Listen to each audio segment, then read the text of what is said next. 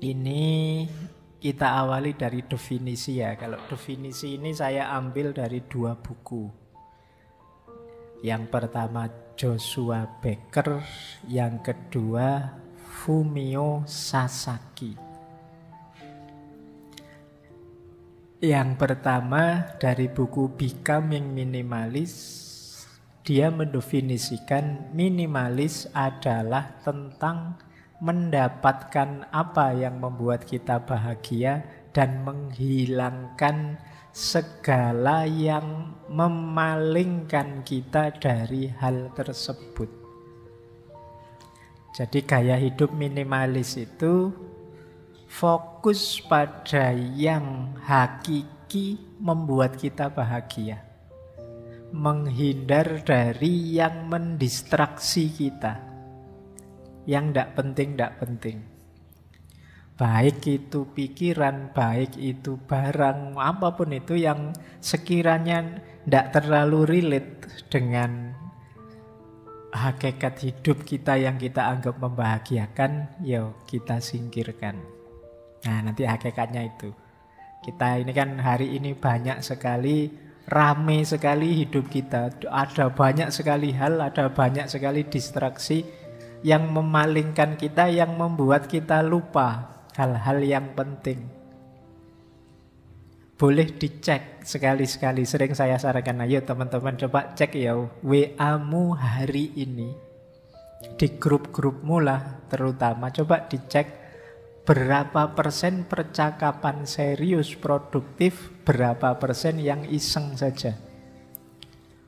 Berapa persen yang isinya cuma meme-meme, isinya cuma emoticon tidak jelas itu. Kadang panjang sekali kan di grup WA itu isinya emoticon. Kalau dihapus denda, nanti bawahnya denda juga tidak apa-apa asal bahagia. Nanti bawahnya lagi panjang sekali. Sering sekali kita gitu. Dan itu bisa tiap hari kita begitu. Nah, ini salah satu contoh saja betapa dalam hidup kita ini sering sekali waktu terbuang atau kita fokus pada sesuatu yang ini sebenarnya tidak terlalu penting. Tapi energi kita, tenaga kita, biaya kita terserap ke situ. Oke, maka kata Joshua Becker tadi, minimalis itu fokus pada yang hakiki membahagiakan dan meninggalkan yang memalingkan kita jauh dari hal tersebut. Nah, nanti ada definisi dari Fumio Sasaki. Kalau ini lebih praktis definisinya. Minimalisme adalah gaya hidup yang berarti kita mengurangi barang yang kita miliki sampai pada tingkat paling minimum dan memberi kita kesempatan untuk merenungi arti bahagia. Jadi biasanya kan yang tadi mendistraksi kita itu menghabiskan energi, tenaga, biaya, itu kan banyak barang-barang di sekeliling kita yang tidak penting. Ya karena kita miliki, akhirnya ya mau tidak mau harus kita urusi. Nah, dari situ terus waktu kita banyak tersita, tenaga kita banyak tersita, energi kita banyak tersita. Gaya hidup minimalis itu mengurangi itu semua. Jadi setelah ini teman-teman boleh kalau pulang ke kos-kosan terus kamu nilai ya barangmu di kamarmu itu ada berapa, penting enggak yang ada di kamarmu itu semua. Jadi misalnya ada buku, ada apalah di sana, kadang-kadang ada gelas, ada piring campur jadi satu. Kemudian ada baju, ada semuanya kan banyak sekali barang di kamarmu itu. Coba kamu nilai satu-satu. Ini penting, ini pas jumlahnya atau berlebih, ini ada gunanya atau mending dibuang saja. Gunanya apa misalnya? Kalian punya baju di lemarimu ada berapa? Biasanya yang putri-putri, bajunya kan banyaknya luar biasa. Merasa bajunya kurang misalnya terus beli. Nanti beli, ternyata jilbabnya warnanya tidak cocok, terus beli jilbab. Dalemannya tidak cocok lagi, terus beli daleman. Terus dan nambah terus. Apalagi kalau ada flash sale itu ya. Kadang kamu tidak butuh terus jadi seolah-olah butuh. Akhirnya numpuk semua di kamarmu. Karena memiliki akhirnya kan habis energi untuk ngomong barang-barang yang kamu miliki.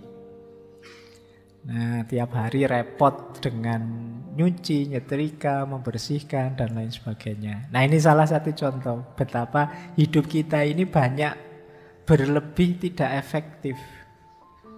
Disinilah muncul pandangan gaya hidup minimalis. Jadi seorang minimalis itu orang yang benar-benar tahu apa yang penting bagi dirinya. Dan yang penting itu yang dipertahankan. Yang tidak penting, tidak eman-eman dilepaskan.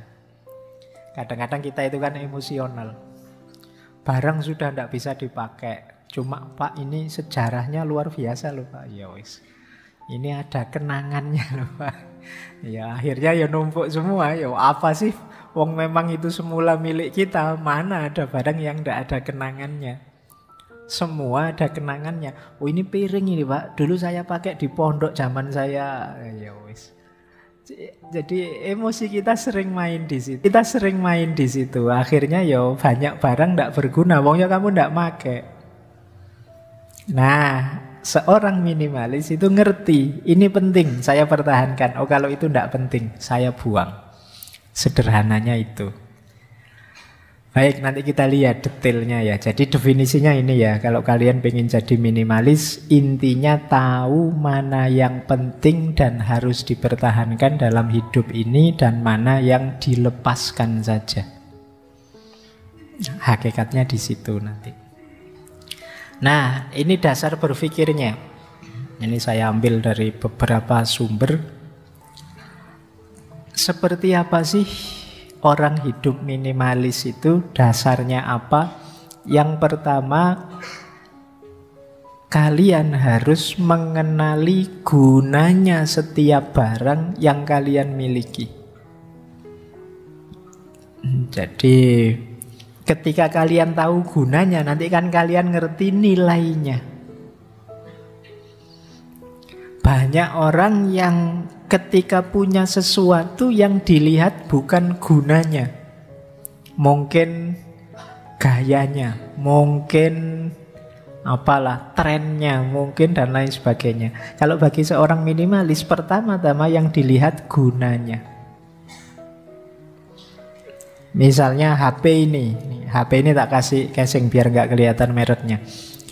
Meskipun teman-teman bisa menebak ini HP apa, yo jelas HP murah. Nah, tapi kan kita tidak lihat gayanya, tidak lihat mereknya, tidak lihat trennya. Yang dilihat apa? Gunanya. Yang penting kalau teman-teman WA bisa masuk, saya bisa baca, bisa jadi alat komunikasi yang efektif misalnya. Nah, itu yang dilihat gunanya. Saya tidak tahu ada tidak yang malam hari ini hadir dan misalnya HP-nya tiap tahun ganti. Dia merasa out of date kalau wah ini sudah waktunya S22 kok saya masih S21 misalnya. Itu dia gelisah kalau begitu. Nah, ini kemungkinan perlu belajar minimalis. Jadi memahami sesuatu itu dari gunanya pertama-tama. Baik. Yang kedua, hindari mengafiliasikan diri kita dengan barang yang kita miliki. Menilai diri atau menilai orang dari barang yang kita miliki. Kita bukan barang kita. Jadi jangan membaca statusnya orang, nilai orang dari apa yang dia miliki. Wah, HP-nya terbaru ya, ini yang iPhone yang terbaru ini. Wah, ini yang Galaxy Z yang Fold ini paling mahal ini. Ini HP sekecil ini harganya satu motor misalnya. Terus kamu wah ini perlu dihargai orang ini. Enggak, engkau bukan barang yang engkau pakai. Wah, motornya misalnya. Enggak, jangan menilai orang atau apalagi menilai dirimu dari barangnya. Banyak orang-orang besar itu yang sederhana sekali gaya hidupnya. Jadi itu rumus kedua. Jangan menilai dari barang.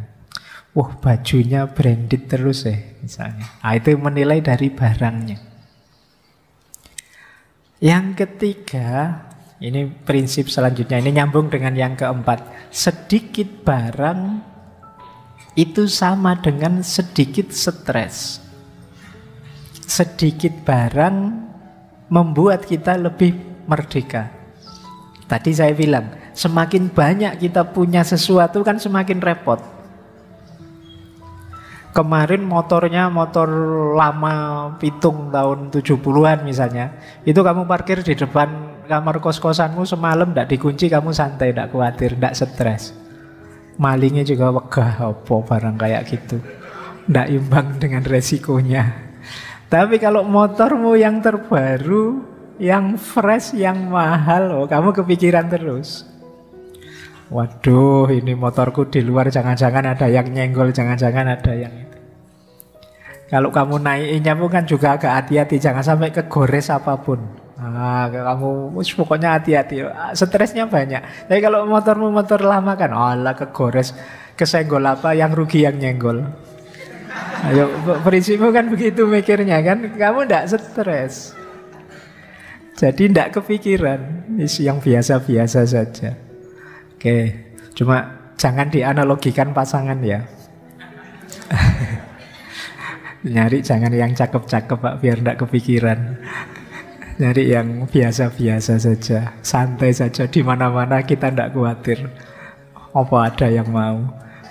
Tidak ke situ ya arahnya. Ini barang yang kita miliki. Jadi semakin sedikit yang kita miliki tambah nyaman. Dan kita tambah merdeka.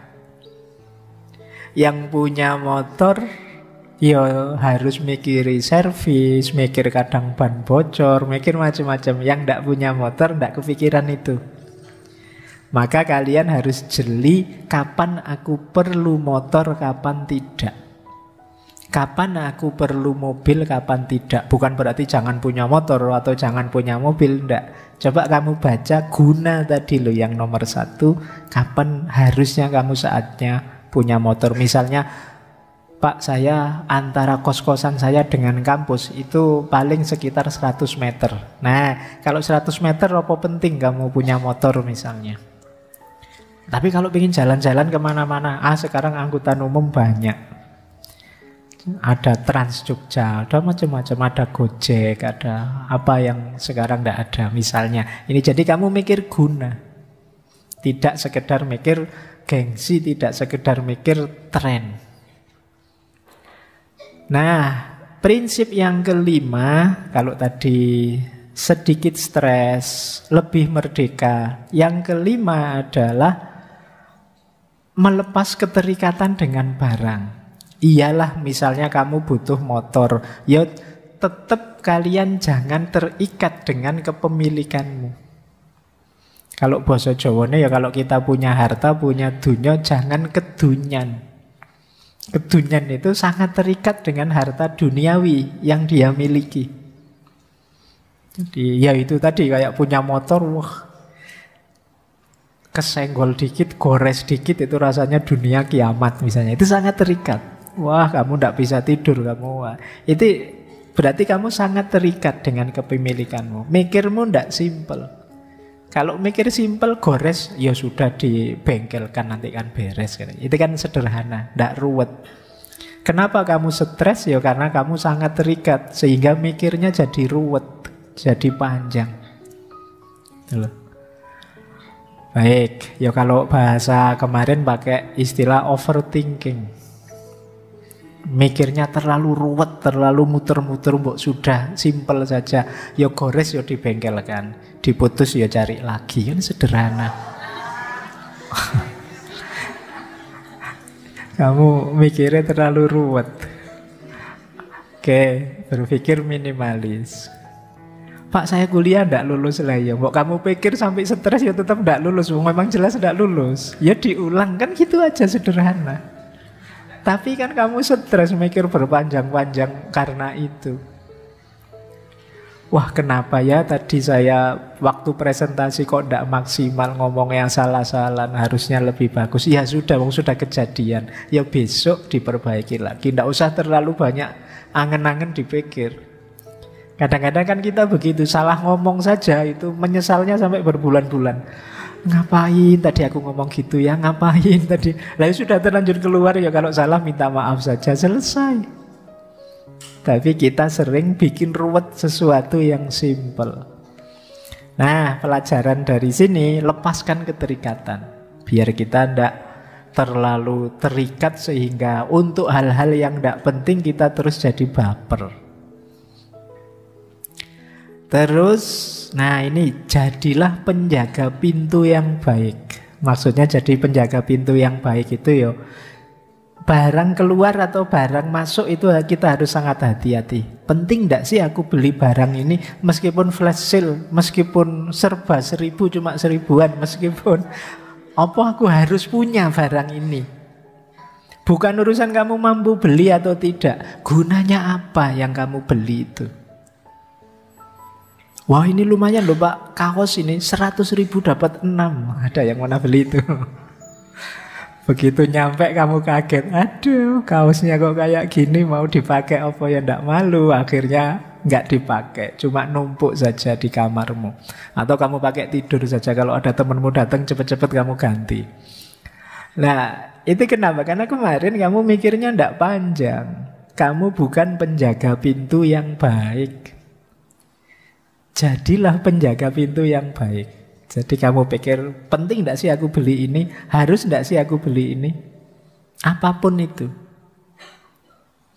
Bahkan mungkin termasuk hal-hal yang menurutmu, ini buku loh Pak misalnya. Penting enggak sih buku? Sekarang kan banyak buku-buku yang online, yang bisa langsung diakses. Penting enggak sih kamu beli buku yang fisik misalnya, bukan yang online?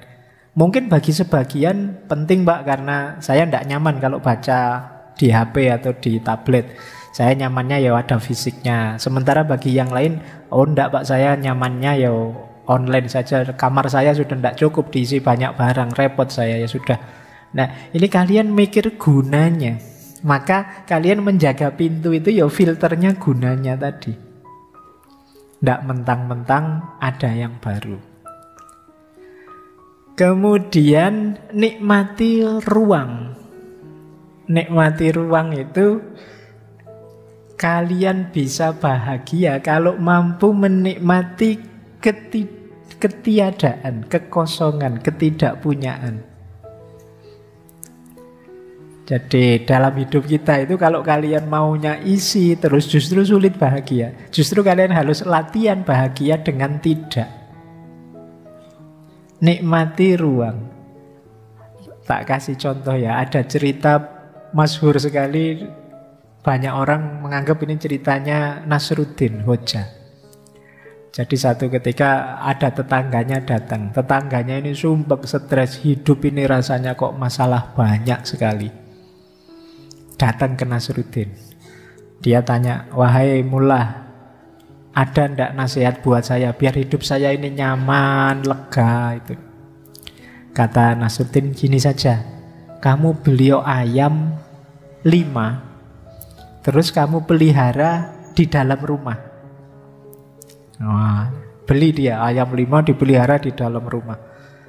Tambah sumpek dia, ya gimana gak sumpek, di rumah kemana-mana ketemu ayam belum kotorannya. Datang lagi ke Nasruddin, gimana nasihat sampean? Saya tambah sumpek ini. Oh, kalau sampean masih sumpek, beliau kambing 2 saja, nanti pelihara di dalam rumah lagi. Karena yang ngomong mulahnya ya sudah, mungkin kemarin memang belum, masih proses. Beli dia kambing 2 di dalam rumah. Ayo tambah stres lagi dia. Oh ya ketambahan kambing apalagi. Tambah jungkir balik dia. Datang lagi ke temannya, sampean ini gimana? Tipsnya kok tambah ruwet gini, tambah lama tambah. Oh kalau masih belum, ini puncaknya. Sampean beliau sapi. Taruh di dalam rumah. Wah, seminggu kayak gitu, wah tambah pontang-panting dia. Nah, akhirnya datang lagi. Gimana ini mullah? Kalau yang terakhir ini tidak sukses, ya berarti sampean memang tidak pinter. Saya tidak mau lagi konsultasi. Kata mullah, nah sekarang saatnya. Kamu keluarkan sapinya, jual lagi. Akhirnya sapinya dijual. Begitu sapinya dijual, dia merasa alhamdulillah agak lega sedikit, karena sapinya sudah keluar. Datang ke mula, lumayan mula sudah agak lega sekarang. Bagus, tapi masih belum, masih sumpek. Oke, kalau masih sumpek, kambing yang 2 tadi kamu jual lagi. Kambingnya dijual, sekarang tinggal ayamnya, tambah lega lagi dia. Nah, terakhir ngadep mula. Nah, yang terakhir kalau kamu masih belum lega juga, ya ayamnya kamu ambil, kamu jual. Begitu ayamnya dijual, sekarang rumahnya longgar lagi, tidak ada lagi binatang di rumah. Seneng dia, bahagia. Alhamdulillah, nyaman sekarang hidupku. Nah, ini dia belajar apa? Menikmati ruang. Padahal sebelumnya kan sudah begitu. Sudah tidak ada apa-apa, tapi dia tidak bahagia. Kenapa? Dia tidak mampu menikmati ruang. Sebagian besar kita menganggap bahwa wah, rumah saya ini belum ada apa-apanya loh. Mebelnya mebel kuno, terus apa? Terus kita biasanya merasa minder kalau tidak punya apa-apa. Padahal di antara jalannya kita untuk bahagia itu kita bisa menikmati ketidakadaan, kekosongan. Jadi justru tidak punya itu ringan. Kayak tadi, tidak punya itu bebas stres, kita merdeka. Jadi ayo mampu menikmati ruang. Kemudian selain menikmati ruang, ada prinsip menyukai tidak harus memiliki. Nah, ini kamu sering pakai ya. Iya.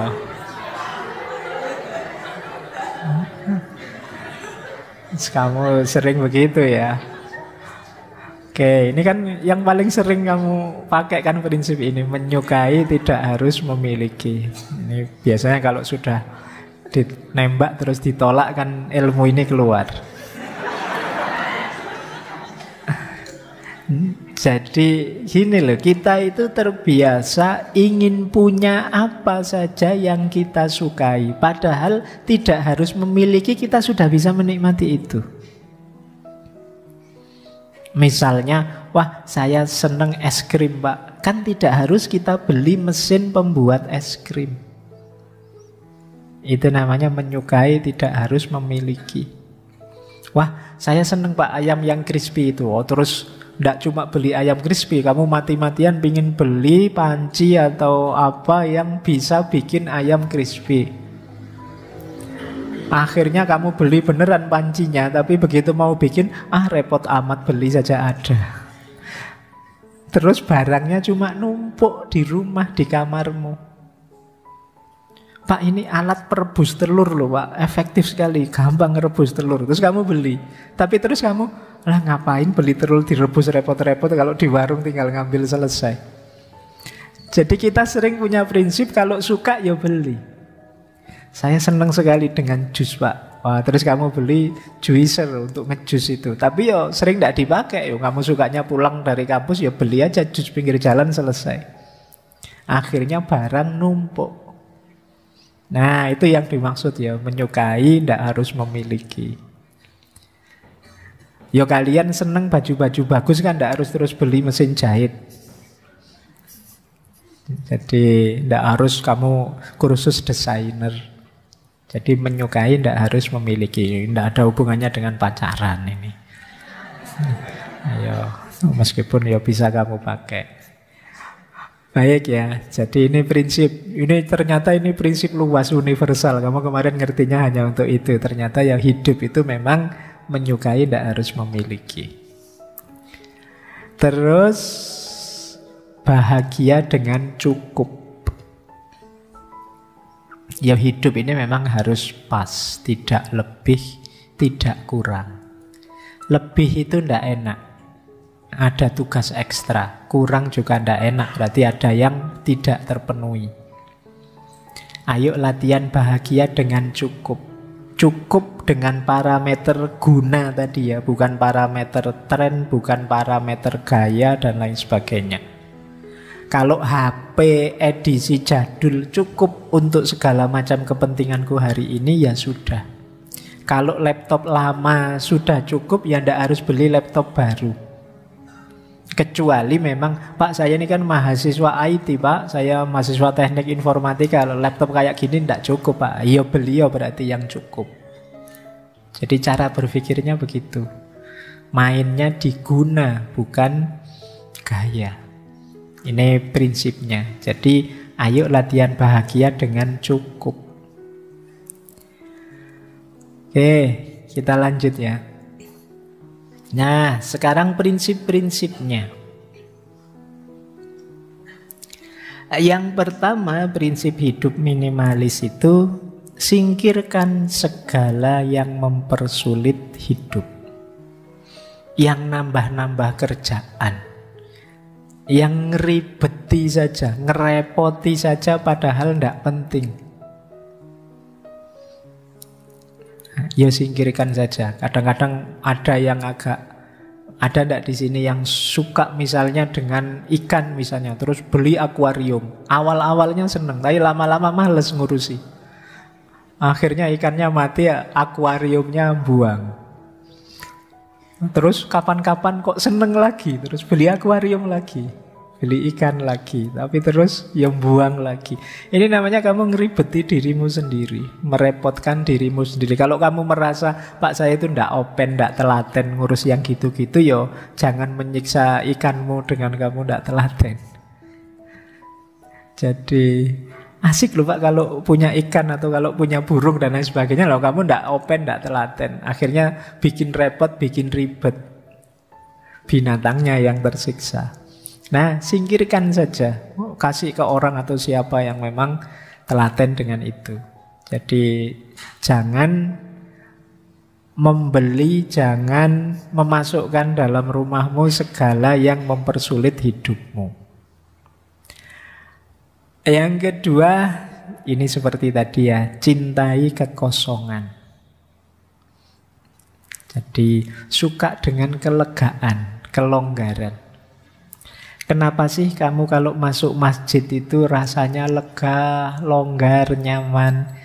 Karena luas, kosong, tidak ada apa-apa.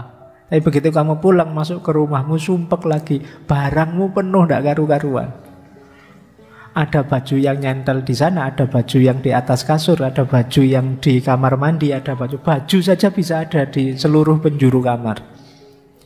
Belum buku, nanti ada buku yang di rak, ada buku yang di atasnya ada gelasnya, ada buku yang jadi ganjelnya apa. Buku saja ada di mana-mana. Ya pantas kamu masuk kamar terus rasanya kok sumpek ya Pak saya kalau masuk kamar. Salahmu sendiri. Kamarmu terlalu banyak barang yang tidak penting. Mbok sudah Mas yang itu dikasih temanmu atau disumbangkan kalau bakti sosial. Oh jangan Pak, ini ada sejarahnya Pak. Kamu kan sering begitu. Pak Dune kamu pelit. Oke ya, wong kadang-kadang sampah saja diambil pemulung kamu marah-marah. Wow ini jangan diambil ini. Padahal ya kamu sudah tidak pakai lagi. Bahkan kalau ada pemulung yang mau beli kan kamu nawarnya juga pakai harga tinggi. Padahal itu barang yang kamu buang, itu kan kamu tawar mati-matian. Padahal mereka yang pemulung yang membutuhkan. Nah itu kita sering begitu. Jadi yuk latihan mencintai kekosongan. Selama ini kita selalu mengidentifikasi diri dengan kepemilikan. Aku merasa sesuatu kalau memiliki sesuatu. Sekarang boleh dibalik. Aku bahagia justru ketika tidak banyak beban, tidak banyak kepemilikan, tidak banyak keterikatan. Oke lanjut. Ada lagi prinsip ketiga, konsep Damsari. Jadi ini istilah dari Jepang ya. Penolakan, penghapusan, dan pemisahan. Penolakan itu tadi, kalau tidak penting jangan masuk. Penghapusan itu kalau sudah tidak berguna jangan eman-eman untuk dibuang. Pemisahan itu klasifikasilah barang-barangmu. Sehingga jelas ini barang apa, gunanya apa, untuk apa. Oh ini barang jarang dipakai, ini yang sering dipakai. Yang jarang dipakai taruh paling bawah, yang sering dipakai mungkin yang lebih atas. Ini namanya pemisahan. barang-barangmu aturlah dengan kategori sesuai yang kamu inginkan. Nah, ini nanti lebih mudah mendeteksi nilai gunanya tadi. Ini untuk apa, itu untuk apa. Ini sering dipakai atau tidak. Ini gunanya harian atau bulanan. Kan ada barang-barang kita itu yang jarang dipakai tapi ya memang penting, kita harus punya. Misalnya alat pertukangan tertentu seperti obeng, palu, itu kan jarang dipakai tapi ya sewaktu-waktu kita butuh. Nah, itu mungkin ditaruh di bawah atau di mana. Sementara yang sering dipakai ditaruh di atas. Baju misalnya, oh ini baju yang harian, ini baju mingguan, ini baju bulanan misalnya. Kalau daleman tiap hari dipakai, mungkin tempat khusus yang bisa diakses tiap hari. Kalau jas mungkin karena dipakainya pas momen penting, pas wisuda atau kawin saja, ya mungkin ditaruh agak ke dalam dan lain sebagainya. Itu namanya pemisahan. Lebih mudah, tadi kan kita punya prinsip berdasarkan guna. Guna itu lebih mudah diakses kalau kita sudah terklaster. Itu namanya pemisahan. Penolakan, penghapusan, dan pemisahan. Terus prinsip keempat, konsumsilah hanya apa yang engkau butuhkan. Nanti ada dikotomi antara kebutuhan dan keinginan. Ada beda.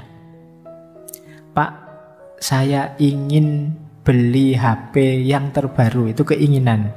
Beda dengan Pak, saya butuh HP yang terbaru. Kalau memang butuh, belilah. Kalau memang hanya ingin, coba dievaluasi lagi. Apa benar kamu membutuhkan itu? Terus yang kelima seperti tadi ya, kepemilikan bukan segalanya. Jadi yang jadi kuncinya adalah kemanfaatan. Yang terakhir, waktu tidak bisa diulang. Ini prinsip ya. Maksudnya apa? Kerepotan kita, stres kita, terbuangnya waktu, tenaga, biaya kita untuk ngopeni barang kecil-kecil yang tidak penting tadi, ya tidak bisa diulang, sudah lewat. Kita menghabiskan hidup secara tidak efektif, tidak bahagia. Karena keinginan kita yang tidak terkendali. Apa saja mau dibeli, mumpung murah Pak, mumpung diskon Pak, mumpung beli satu dapat satu Pak, mumpung, kita selalu begitu. Akhirnya ya jadinya kita tidak efisien dalam hidup, waktu kita terbuang.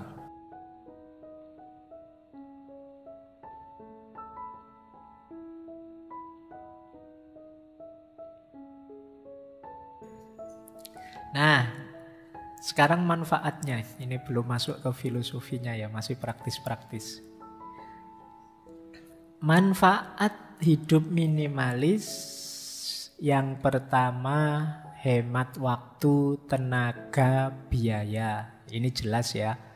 Semakin sedikit yang kita miliki kan semakin sedikit alokasi waktu, alokasi tenaga, alokasi biaya untuk barang yang kita miliki. Yang kedua, mengurangi stres. Ini tidak perlu dijelaskan. Tadi banyak ilustrasi bagaimana punya banyak hal ya resikonya banyak. Potensi stresnya lebih tinggi. Kemudian memberi ruang dan waktu untuk hal yang lebih penting. Kayak tadi misalnya kalian yang males ngurusi akuarium tapi punya akuarium, akhirnya kan waktu, tenaga fokus ke situ. Akhirnya kepikiran. Jangan dikira cuma mikir menunda-nunda itu tidak stres, stres juga. Saya pingin sekali nyabuti rumput di depan kos-kosan, kok ya sudah kotor, tapi kapan ya? Tapi terus tidak gerak-gerak. Besok gitu lagi nongkrong depan kos-kosan, pengen sekali nyabuti rumput itu, tapi kapan yang? Jadi kamu kepikiran, stres, tapi ya tidak jalan. Kamu mungkin sering begitu. Jadi waktumu terbuang sia-sia. Yuk efektifkan waktu, jangan buang-buang waktu, tenaga, biaya untuk hal yang tidak penting. Kemudian kesempatan berbagi. Tadi kan ada bersih-bersih, buang-buang. Ya yang masih bagus kan bisa kita pakai untuk berbagi. Masih bagus ya Pak, kalau bahasanya agama justru yang masih bagus itu yang pahalanya besar. Lan tanalul birra hatta tunfiku ma tuhibbun. Jadi belum engkau memperoleh kebaikan sampai engkau memberikan yang engkau cintai. Barang ya, bukan orang. Jadi kalau kamu punya barang masih bagus, masih baik, tidak apa-apa sodakohkan. Kita kan sodakoh itu kadang-kadang memberi itu nyari yang sudah jelek. Bahkan panitia bakti sosial itu sering pakai kalimat yang baju bekas yang layak pakai. Biasanya kalimatnya gitu. Sebenarnya tidak masalah menerima sumbangan dalam bentuk baju baru misalnya. Ini tidak apa-apa. Siapa ngerti ada memang orang ingin menyumbangkan bajunya yang baru-baru. Ya ditulis saja baju baru atau bekas yang masih bagus. Karena layak pakai itu ya kadang standarnya beda-beda. Nanti bagi orang tertentu ini masih layak kok, padahal sudah sangat tidak layak itu. Disebutnya layak, mentang-mentang kamu ingin buang sampah, kamu berikan ke orang padahal sudah sangat tidak layak. Itu sudah robek-robek. Robek kan bisa dijahit. Warnanya pudar, tidak masalah, bisa buat sehari-hari. Sepatu ini kamu ingin buang barang. Nah, yuk ada kesempatan berbagi. Terus jangan lupa ramah lingkungan. Barang yang tidak ada gunanya dalam jumlah besar itu kan nama lainnya sampah. Jadi sadar atau tidak sadar kita itu banyak menyumbang sampah. Ada yang sampah yang sudah kita taruh di tempat sampah, ada sampah yang masih kita simpan di lemari kita, di laci kita. Kita sebenarnya ya kontributor sampah yang luar biasa. Maka ayo latihan minimalis. Nah, manfaat yang lain meningkatkan produktivitas tentu saja. Kemudian meningkatkan kebahagiaan hidup karena rasa khawatirnya kecil. Ya kayak tadi loh, kamu punya barang baru, barang bagus, itu kan khawatirnya lebih besar. Barang kesayangan khawatirnya lebih besar. Tapi kalau kamu simpel-simpel saja, hidupmu santai saja, barang-barangmu juga biasa-biasa saja, secukupnya, khawatirnya juga lebih kecil.